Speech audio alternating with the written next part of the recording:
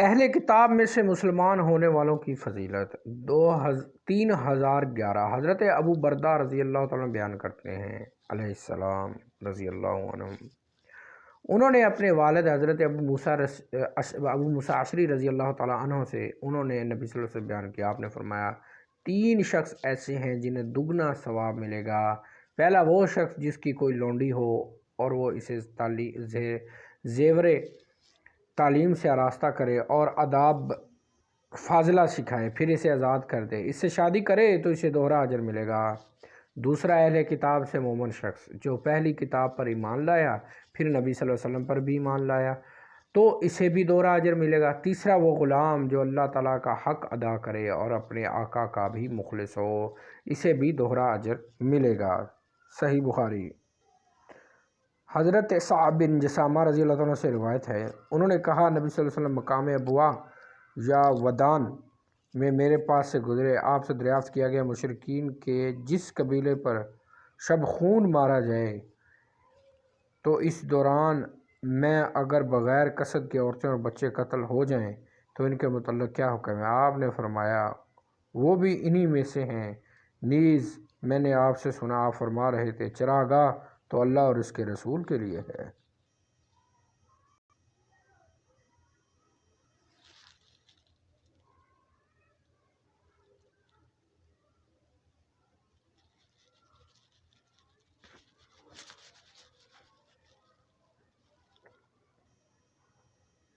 حضرت عبداللہ بن عمر رضی اللہ تعالیٰ عنہ سے روایت ہے، انہوں نے بتایا کہ نبی صلی اللہ علیہ وسلم کے کسی غزوے میں ایک عورت مقتول پائی گئی تو رسول اللہ صلی اللہ علیہ وسلم نے اس دوران عورتوں اور بچوں کو قتل کرنے سے منع فرمایا۔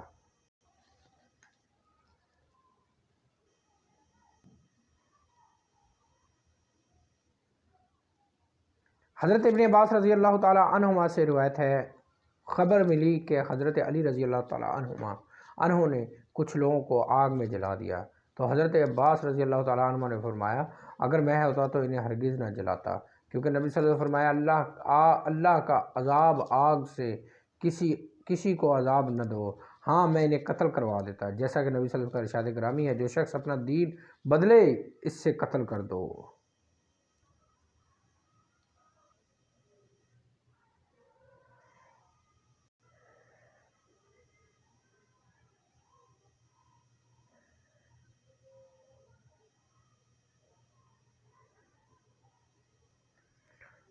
تین 3021 حضرت ابن عمر رضی اللہ تعالیٰ عنہما سے روایت ہے، انہوں نے کہا نبی صلی اللہ علیہ وسلم نے بنو نذیر کے نخلستان جلا دیے تھے۔ حضرت برا بن عازب رضی اللہ عنہ سے روایت ہے، انہوں نے کہا رسول اللہ صلی اللہ علیہ وسلم نے انصار کے چند آدمیوں کو ابو رافع یہودی کی طرف بھیجا تاکہ وہ اسے قتل کر دیں۔ ان میں سے ایک صاحب آگے چل کر ان کے قلعے میں داخل ہو گئے۔ ان کا کہنا ہے کہ میں ان کے گھوڑوں کے استبل میں چھپ گیا، پھر انہوں نے قلعے کا دروازہ بند کر دیا۔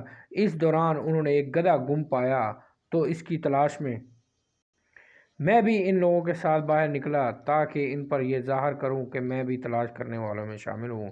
بالآخر انہوں نے گدھا تلاش کر لیا اور قلعے میں داخل ہو گئے۔ میں بھی ان کے ساتھ اندر آ گیا، پھر انہوں نے دروازہ بند کر دیا اور ایک طاق میں ان کی چابیاں رکھ دیں جسے میں نے دیکھ لیا۔ جب وہ سو گئے تو میں چابیوں کا گچھا اٹھایا اور دروازہ کھول دیا، پھر میں ابو رافع کے پاس پہنچ گیا۔ میں نے اسے آواز دی، ابو رافع نے مجھے جواب دیا تو میں نے فوراً اس کی آواز کی طرف بڑھا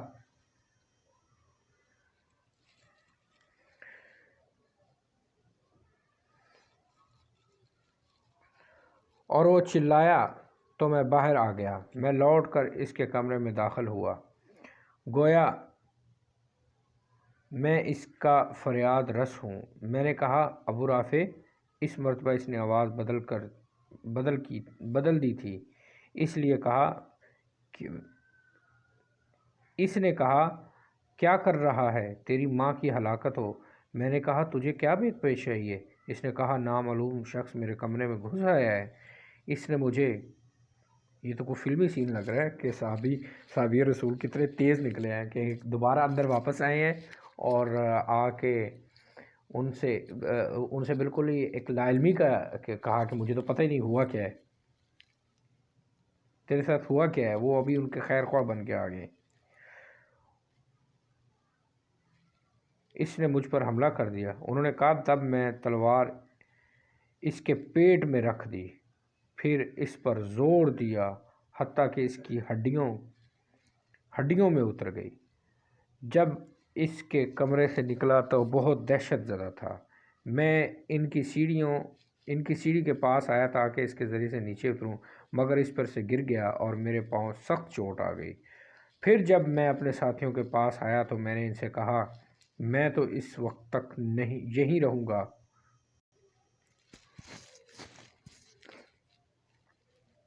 رہوں گا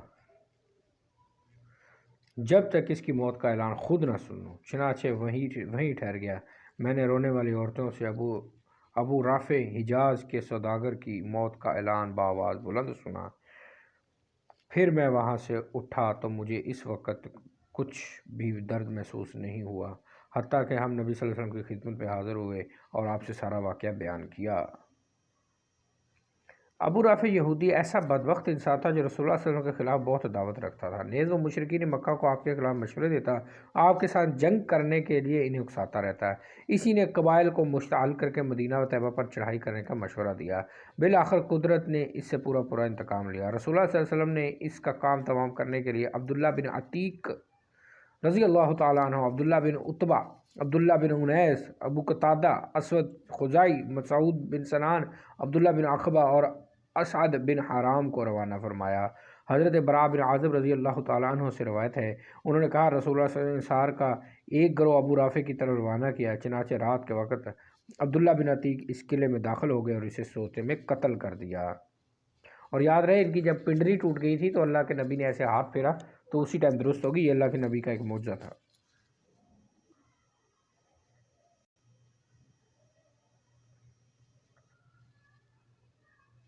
حضرت ابو ہریرہ رضی اللہ عنہ سے روایت ہے 3026، دشمن سے لڑنے بھڑنے کی خواہش نہ کرو، ہاں جب مقابلہ ہو جائے تو پھر صبر سے کام لو۔ یعنی صبر سے کام یہ ہے کہ اس کو پھر کھڑے رہو، پھر بھاگنے کی ضرورت نہیں ہے۔ حضرت ابو ہریرہ رضی اللہ عنہ سے روایت ہے، وہ نبی صلی اللہ علیہ وسلم بیان کرتے ہیں آپ نے فرمایا کسریٰ ہلاک ہو گیا، اب اس کے بعد دوسرا کسریٰ نہیں ہوگا۔ کیسر بھی یقیناً ہلاک ہو جائے گا، اس کے بعد دوسرا کیسر نہیں ہوگا۔ کیسر و کسریٰ کے خزانے اللہ کی راہ میں تقسیم کر دیے جائیں گے۔ یہ آپ صلی اللہ علیہ وسلم کی پریڈکشن تھی جو حضرت عمر کے زمانے میں پھر پوری ہوئی۔ آپ صلی اللہ علیہ وسلم نے فرمایا لڑائی جو ہے، جنگ جو ہے، مکر و فریب کا نام ہے۔ چالیں ہیں یہ اس میں جس کی چال اچھی پڑ گئی، جس طرح ابھی دیکھیں عبداللہ بن عتیق رضی اللہ تعالیٰ عنہ نے چال چلی اور پوری ہوگی ان کی۔ 3030، حضرت جابر بن عبداللہ رضی اللہ تعالیٰ عنہ سے روایت ہے، انہوں نے کہا نبی صلی اللہ علیہ وسلم فرمایا جنگ تو دھوکہ اور چال بازی ہے۔ لڑائی میں، جنگ میں جھوٹ بولنا، کیونکہ یہ تو ایک چالیں ہیں جنگی۔ 3031، حضرت جابر بن عبداللہ رضی اللہ عنہ سے روایت ہے، نبی صلی اللہ علیہ وسلم فرمایا کعب بن اشرف کا کام کون تمام کرے گا؟ اس نے اللہ اور اس کے رسول کو اذیت پہنچائی ہے۔ حضرت محمد بن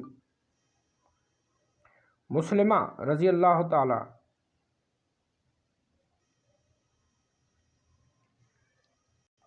حضرت محمد بن مسلمہ رضی اللہ تعالیٰ نے کہا اللہ کے رسول کیا آپ کو پسند ہے کہ میں اسے قتل کر دوں؟ آپ صلی اللہ علیہ وسلم نے فرمایا ہاں۔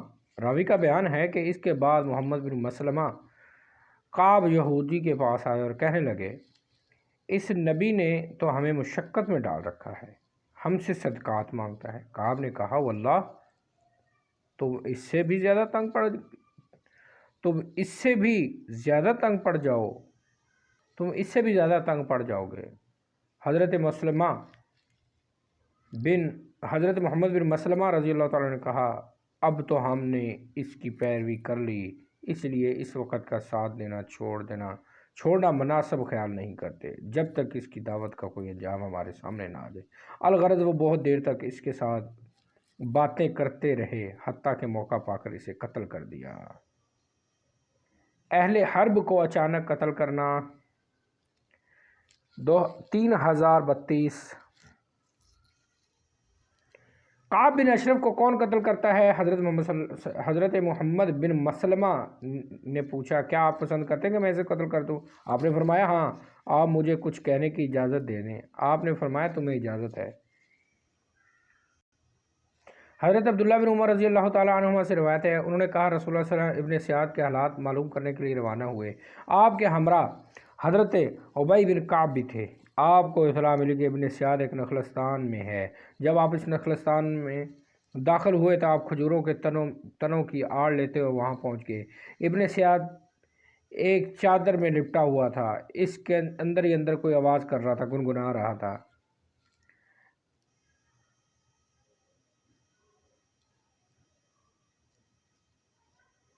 इब्ने सयाद मदीना तैयबा में एक यहूदी बच्चा था जो कहनों और नजूमियों की तरह लोगों को बहकाया करता था। अपने दजल व फ़रेब की बिना पर वो भी एक किस्म का दज्जाल ही था। हज़रत उमर की राय से इसे कत्ल कर देने की थी, लेकिन रसूलुल्लाह सल्लल्लाहु अलैहि वसल्लम ने मसलहत की बिना पर इसे कत्ल करना मुनासिब न ख्याल किया। अलबत्ता इसके हालात का जायज़ा लेने के लिए शाहों की आड़ में चलकर इसके तक पहुँचे, वो आपको देख न सके। ये एक हीला था जिसके बहस आप इब्ने सयाद की इसकी माँ के शर से बचने की कोशिश कर रहे थे। अगर इसकी माँ रसूलुल्लाह सल्लल्लाहु अलैहि वसल्लम की आमद का इंकशाफ न करती और इसे अपने हाल पर छोड़ देती तो इब्ने सयाद से मुतल्लिक़ कई एक अमूर की वजाहत हो जाती।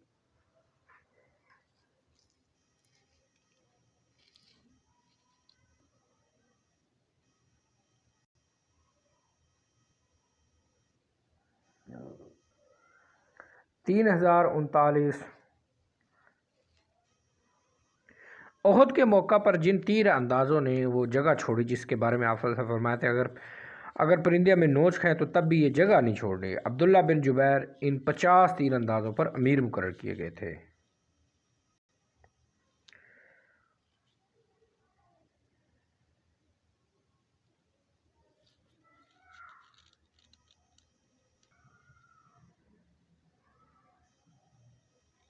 ऊंचा हो जा ए हुबल, ये अबू सुफियान रज़ी अल्लाह ताला अन्हु तब मुसलमान नहीं होते और रिजिस पढ़ रहे थे।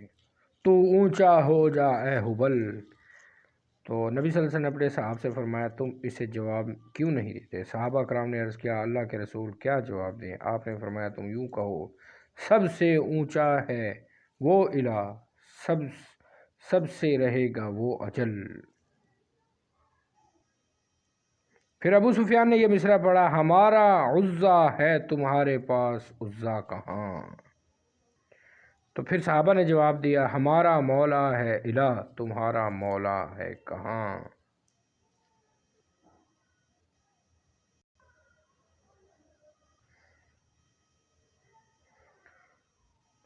हज़रत अबू सईद खुदरी रज़ी अल्लाह तआला से रवायत है, उन्होंने फरमाया, जब बनु कुरैज़ा हज़रत साद बिन मुआज़ की सालसी पर हथियार डालकर किले से उतर आए तो रसूलुल्लाह सल्लल्लाहु अलैहि वसल्लम ने पैगाम भेजा। हज़रत साद रज़ी अल्लाह तआला वहीं करीब ही एक मकाम पर पड़ाव किए हुए थे। वो गधे पर सवार होकर तशरीफ़ लाए। जब करीब आए तो रसूलुल्लाह सल्लल्लाहु अलैहि वसल्लम फरमाया, अपने सरदार के इस्तकबाल के लिए उठो। चनाचे वो आए, रसूलुल्लाह सल्लल्लाहु अलैहि वसल्लम करीब आके बैठ गए। आपने इनसे फरमाया, इन लोगों यहूद बनी कुरैज़ा ने आपकी सालसी पर हथियार डाल दिए हैं। हज़रत साद बिन मुआज़ रज़ी अल्लाह ताला ने यह फ़ैसला दिया कि इनके जो जंगजू हैं इन्हें कत्ल कर दिया जाए और इनकी औरतों और बच्चों को ग़ुलाम बना लिया जाए। आप सल्लल्लाहु अलैहि वसल्लम फरमाया, तुमने जैसा अल्लाह का हुक्म के मुताबिक फ़ैसला किया है, तुमने अल्लाह के हुक्म के मुताबिक फ़ैसला किया है। असल में उन्होंने साद बिन मुआज़ रज़ी अल्लाह तआला को क्यों सालस बनाया था, ये बनी कुरैज़ा वालों ने इसलिए बनाया था क्योंकि वो पहले यहूदी थे हज़रत साद बिन मुआज़, तो उन्होंने कहा कि शायद हमारी को खैर ख्वाही करेंगे। तो उन्होंने बिल्कुल, तो क्योंकि तौरात में भी ऐसा ही है कि जब दुश्मन हथियार डाल दे तो फिर उनके बच्चों के साथ क्या मामला करना है, औरतों के साथ क्या करना है, और जंग इनके, तो उन्होंने अपने हिसाब से तौरात के मुताबिक ही और तौरात भी तो अल्लाह की किताब है, उसके मुताबिक ही फ़ैसला किया और बिल्कुल करेक्ट किया। और अल्लाह के नबी ने फरमाया, तो अल्लाह के हुक्म के मुताबिक फ़ैसला किया। हज़रत अनस बिन मालिक रज़ी अल्लाह से रवायत है, रसूलुल्लाह फ़तह मक्का के दिन जब शहर में दाखिल हुए तो आप अपने सर मुबारक पर खोद पहन रखा था, यानी जंग के लिए जो हेलमेट होता है। जब आप इसे उतार रहे थे तो एक शख्स ने आकर आपको ख़बर दी कि इब्ने इब्ने ख़तल ग़िलाफ़ काबा से लटका हुआ है। आपने फरमाया, इसे वहीं कत्ल कर दो। होए होए होए।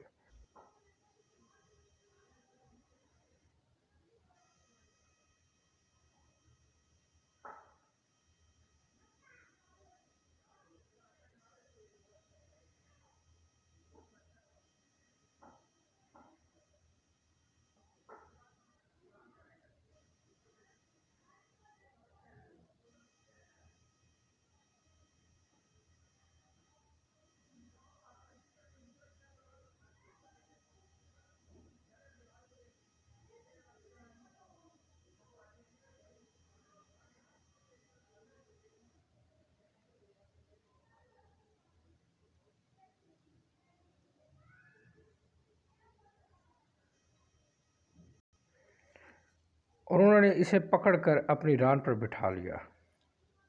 अच्छा, उस्तरा भी दे दिया उन्होंने, आर्यतन इन्हें उस्तरा फराम कर दिया। मेरी बेखबरी कि मेरा बेटा हज़रत खुबैब के पास आया तो उन्होंने इसे पकड़ कर इसे रान पे बिठा दिया।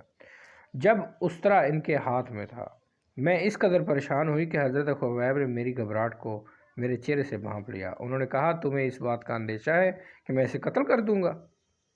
नहीं नहीं, मैं ये इक़दाम हरगिज़ नहीं करूँगा। सुबहान अल्लाह। औरत का बयान है कि अल्लाह की कसम, खुबैब से बेहतर मैंने कभी कोई कैदी नहीं देखा। अल्लाह की कसम, मैंने एक दिन देखा कि खोशा अंगूर इनके हाथ में है और वो मज़े से इन्हें खा रहे हैं, हालांकि वो लोहे की जंजीरों में जकड़े हुए हैं। मक्का में फलों का कोई मौसम नहीं था। वो कहती हैं, बिलाशुबा ये तो अल्लाह की तरफ से रिज़्क था जो इसने हज़रत खुबैब को अता किया। बहरहाल जब वो लोग इन्हें कत्ल करने लगे तो हरम की हदूद से बाहर ले गए। तो इनसे हज़रत खुबैब ने कहा, मुझे 2 रकत नमाज अदा करने की मोहलत दो। तो उन्होंने छोड़ दिया। हज़रत खुबैब ने 2 रकतें अदा की, फिर कहा, अगर तुम मेरे मुतल्लक बदगुमानी न करते कि मैं कत्ल से घबरा गया हूँ तो मैं अपनी नमाज को ज़रूर तवील करता।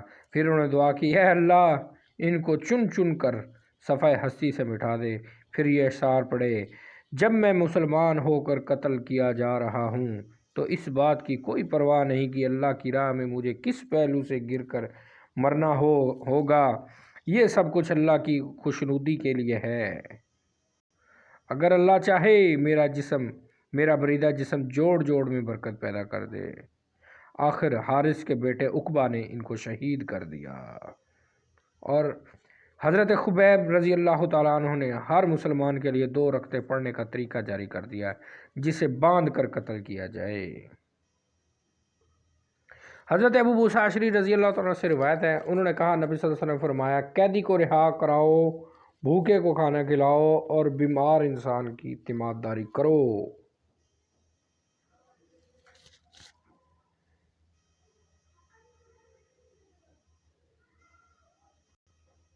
हज़रत अंस रज़ी अल्लाह तआला अन्हु से रिवायत है कि अंसार के कुछ लोगों ने रसूल सल्लल्लाहु अलैहि वसल्लम किया, अल्लाह के रसूल, आप हुक्म दे तो हम अपने भांजे हज़रत अब्बास के लिए इनका फ़िदिया मुआफ़ कर दें। आपने फरमाया, नहीं, तुम इनके फ़िदिये से 1 दिरहम भी ना छोड़ो। हज़रत अंस रज़ी अल्लाह तआला से रिवायत है, उन्होंने फरमाया, नबी सल्लल्लाहु अलैहि वसल्लम के पास जब बहरीन का माल लाया गया तो आपके यहाँ हज़रत अब्बास रज़ी अल्लाह तआला हाज़िर हुए और किया, अल्लाह के रसूल, इस माल में से मुझे भी कुछ दे दीजिए, क्योंकि अपनी जान का फ़िदिया भी दिया है और अकील को भी रिहाई दिलाई है। आपने फरमाया, आप माल ले लें। फिर आपके कपड़े में भर कर इसे माल अता फरमाया। हज़रत जुबैर बिन मुअत्तब रज़ी अल्लाह तआला से रिवायत है कि वो बदर के कैदियों को छुड़ाने के सिलसिले में हाज़िर हुए थे। उन्होंने कहा कि मैंने नबी सल्लल्लाहु अलैहि वसल्लम को नमाज मगरिब में सूरह तूर पढ़ते सुना था। 3052 हज़रत उमर रज़ी अल्लाह तआला से रिवायत है, उन्होंने फरमाया, मैं अपने बाद आने वाले खलीफा को इस अमर की वसीयत करता हूँ कि इसके रसूल का अहले ज़िम्मा से जो अहद व पैमान है इसे पूरा किया जाए, इसकी हमायत करते हुए दुश्मनों से जंग करे और इन्हें इनकी ताकत से ज़्यादा तकलीफ़ न दे, यानी जो गैर मुस्लिम हज़रात हैं। हज़रत इब्न अब्बास रज़ी अल्लाह ताला अन्हुमा से रिवायत है, उन्होंने कहा, जुमेरात का दिन था, जुमेरात का दिन क्या है? जुमेरात का दिन। इसके बाद वो इस कदर रोए कि आंसुओं से कैंकरियाँ, ज़मीर की कैंकरियाँ तर हो गईं। फिर कहने लगे, जुमेरात के दिन रसूलुल्लाह सल्लल्लाहु अलैहि वसल्लम की बीमारी زیادہ تیز ہو گئی تو آپ نے فرمایا میرے پاس کچھ لاؤ تاکہ تمہیں میں ایک تحریر لکھوا دوں، تم اس کے بعد ہرگز گمراہ نہیں ہوگے۔ لیکن لوگوں میں اختلاف ہو گیا، نبی پاک صلی اللہ علیہ وسلم کے پاس جھگڑا مناسب نہیں۔ پھر لوگوں نے کہا رسول اللہ صلی اللہ علیہ وسلم تو جدائی کی باتیں کر رہے ہیں۔ آپ نے فرمایا مجھے چھوڑ دو، کیونکہ میں جس حالت میں ہوں وہ اس سے بہتر ہے جس کی جانب تم مجھے بلا رہے ہو۔ اور آپ صلی اللہ علیہ وسلم اپنی وفات کے وقت 3 باتوں کی وصیت فرمائی: مشرکین کو جزیرہ عرب سے نکال دینا، قاصدوں کو اسی طرح انعام دینا جس طرح میں دیتا تھا۔ راوی کہتا ہے کہ تیسری بات میں بھول گیا ہوں۔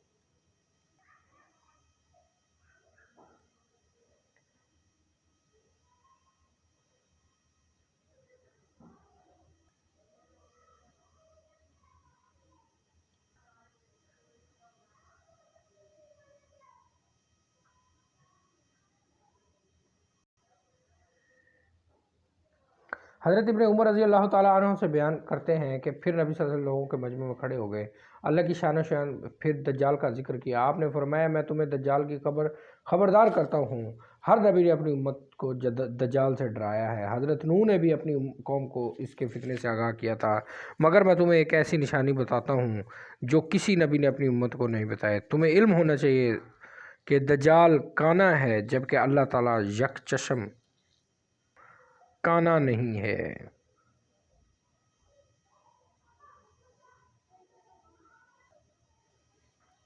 صحیح بخاری۔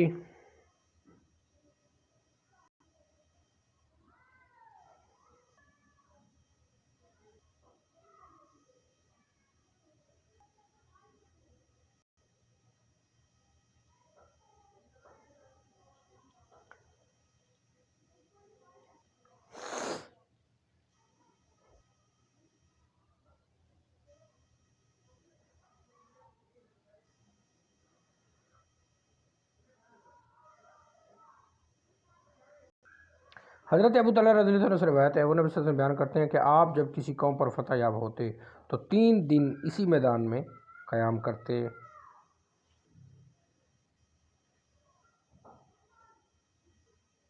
حضرت نافع سے روایت ہے، حضرت عبداللہ بن عمر رضی اللہ عنہ کا ایک غلام بھاگ کر اہل روم جا ملا۔ جب ان پر خالد بن ولید نے غلبہ حاصل کر لیا تو انہوں نے وہ غلام حضرت عبداللہ بن عمر کو واپس کر دیا۔ اسی طرح عبداللہ بن عمر رضی اللہ عنہ کا ایک گھوڑا بھاگ کر روم گیا۔ جب روم پر مسلمانوں کا غلبہ ہو گیا تو انہوں نے وہ گھوڑا بھی حضرت عبداللہ بن عمر رضی اللہ عنہ کو واپس کر دیا۔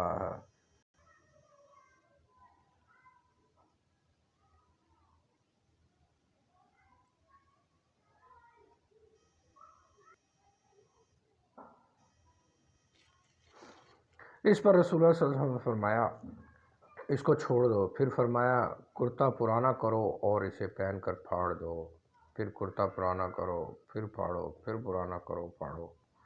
آپ نے درازی عمری کی دعا فرمائی۔ حضرت خالد بنت خالد بن سعید رضی اللہ تعالیٰ عنہا سے روایت ہے، انہوں نے کہا میں اپنے والد گرامی کے ہمراہ رسول اللہ صلی اللہ علیہ وسلم کی خدمت میں حاضر ہوئی۔ اس وقت میں نے زرد رنگ کی قمیض پہن رکھی تھی، تو رسول اللہ صلی اللہ علیہ وسلم نے فرمایا سنا سنا، حبشی زبان میں اس کے معنی اچھا۔ حضرت خالد کہتی ہیں پھر میں مہر نبوت سے کھیلنے لگی تو میرے والد نے مجھے ڈانٹ پلائی۔ اس پر رسول اللہ صلی اللہ علیہ وسلم نے فرمایا اس کو چھوڑ دو، پھر فرمایا کرتا پرانا کرو اور اسے پہن کر پھاڑ دو، پھر کرتا پرانا کرو اور پھاڑو، پھر پرانا کرو اور پھاڑو۔ حضرت ابو ہریرہ رضی اللہ عنہ سے روایت ہے کہ حسن بن علی رضی اللہ عنہ صدقے کی کھجوروں میں سے ایک کھجور اٹھائی، منہ میں ڈال دیا۔ نبی صلی اللہ علیہ وسلم نے فارسی زبان میں کہا کخ کخ یعنی تھو تھو، کیا تجھے پتہ نہیں کہ ہم صدقہ نہیں کھاتے؟